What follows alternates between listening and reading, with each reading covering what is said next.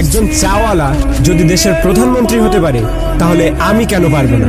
একটা ছেলে যে জঞ্জাল সাফ করার কাজ করত আর সে যদি বিশ্বের অন্যতম ক্রিকেটার হয়ে দেখাতে পারে তাহলে আমি কেন পারবো না?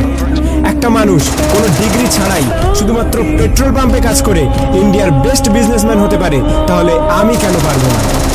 হাই স্কুলের বাস্কেটবল টিম থেকে বাদ দিয়ে দেওয়ার পরেও যদি সে দুনিয়ার বেস্ট বাস্কেটবল প্লেয়ার হতে পারে তাহলে আমি কেন পারবো না? কিছু লোক কলেজ ড্রপ আউট করার পর নিজের কোম্পানিতেই কলেজের টপারদের হায়ার করতে পারে তাহলে আমি কেন পারবো না?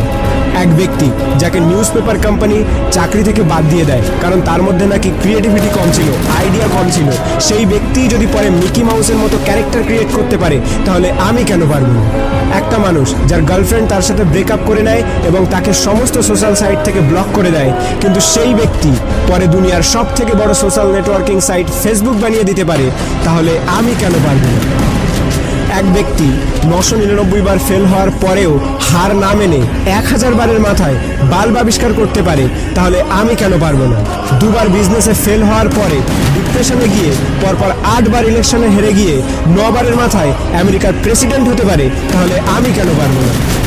এক ব্যক্তি যাকে নিজের কোম্পানি থেকে তাড়িয়ে দেওয়ার পরেও যদি অ্যাপেলের মতো কোম্পানি গড়ে তুলতে পারে তাহলে আমি কেন পারবো না?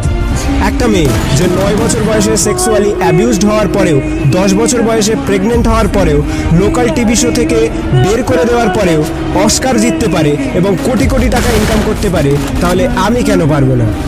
একটা জবলেস মেয়ে যার স্বামী তাকে ডিভোর্স দিয়ে দেয় এবং 3 বছরের বাচ্চাটিকে মানুষ করার দায়িত্ব তার উপরে চলে আসে, ডিপ্রেশনে যাওয়ার পরেও ওয়ার্ল্ডের সব থেকে বিখ্যাত নোবেল সিরিজ অর্থাৎ হ্যারি পটার লিখে ফেলে, যার ফলে সে কোটি কোটি টাকা ইনকাম করছে, তার একদিনের ইনকামে একটি ল্যাম্বরগিনি কেনা যাবে।